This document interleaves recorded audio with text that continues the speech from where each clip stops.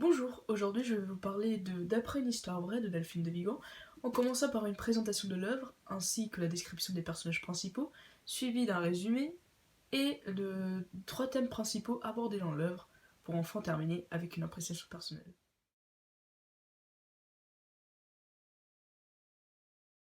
D'après une histoire vraie est un roman de genre thriller psychologique, écrit en 2015 par Delphine de Vigan, qui avait déjà gagné plusieurs prix, tels que le meilleur roman de Fnac et le meilleur roman de France Télévisions. Mais c'est grâce à ce roman-ci qu'elle put gagner en 2015 Renaudot et Goncourt des lycéens. On peut donc en déduire le succès que cette œuvre a produit à ses lecteurs.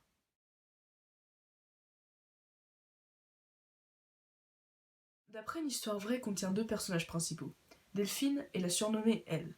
Delphine est inspirée autobiographiquement de Delphine de Vigan, suite au succès qu'elle a eu grâce à la publication de son avant-dernier roman. Elle est vulnérable et fragile. Elle ose montrer au lecteur le fait qu'elle a peur, le fait qu'elle n'aime pas le succès, parce que depuis qu'elle est petite, elle n'aime pas avoir l'attention sur elle. Cette image que nous avons de Delphine est très contrastante par rapport à celle que nous avons de Elle. Nous la voyons à travers les yeux de Delphine comme un être comparable à la perfection. C'est pour cela que Delphine l'admire. Et en contrepartie, elle admire Delphine pour ses qualités d'écrivain. Elle est néanmoins un personnage très énigmatique. Elle est fine, élégante, perspicace, très intelligente, et fait attention aux minimes détails, que ce soit chez elle ou chez les autres. Mais la question qui restera suspendue tout au long de l'œuvre sera: qui est donc elle?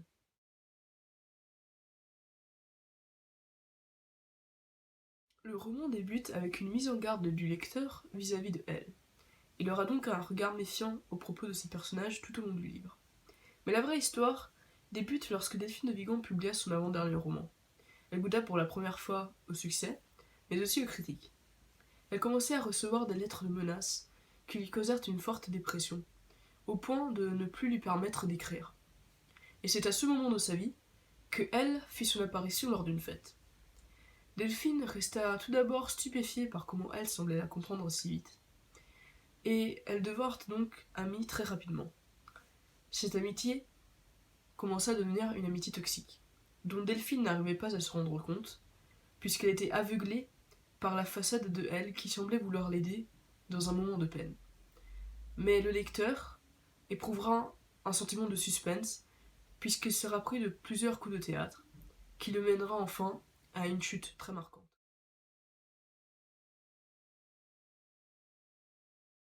L'une des choses qui rend ce roman intéressant est sa structure composée en plusieurs couches, dont la première, la plus voyante, celle de l'amitié toxique. En effet, le lecteur va vite fait se rendre compte des intentions manipulatives de Elle envers Delphine. C'est dans cela qu'une narration omnisciente sera très utile au lecteur pour pouvoir comprendre ce que les comportements de Elle auront comme conséquence à la future Delphine. Tout cela, bien sûr, est accompagné de son genre thriller dramatique, puisque ce ne sera pas une amitié toxique telle que tout le monde pourrait avoir. Cela ira bien plus loin, et c'est bien l'enjeu de tout le livre.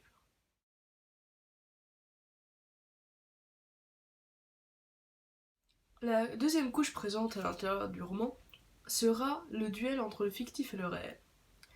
Ceci va être le débat entre Delphine et Elle tout au long du roman, puisque nous avons d'un côté le point de vue de Delphine, qui considère le fictif tout aussi important que le réel, puisqu'il y a toujours une part de fiction dans le réel, et toujours une part de réel dans la fiction.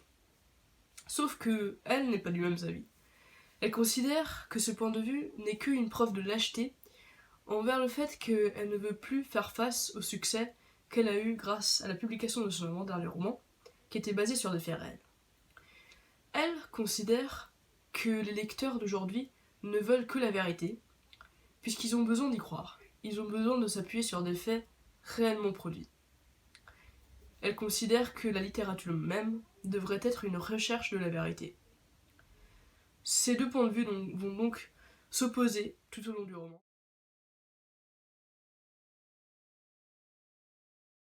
La troisième couche plus en profondeur du roman est celle de l'écrivain, puisque nous avons un tableau très détaillé sur comment Delphine décida d'écrire sur Elle, en commençant par des notes prises après chacune de leurs rencontres, jusqu'au moment où elle décida d'abandonner son projet de fiction afin d'écrire un roman entier sur Elle.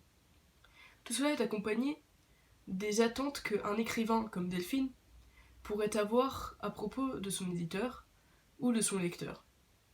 Nous accompagnons donc l'évolution en tant qu'écrivain de Delphine durant ces moments de peine les plus durs comme celle de la dépression.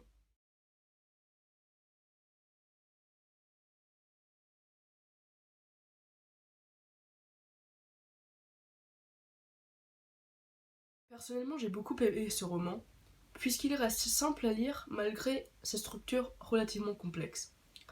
De plus que j'ai été surprise par comment l'auteur réussit à garder le suspense ainsi qu'à pousser la curiosité du lecteur jusqu'à la fin du roman.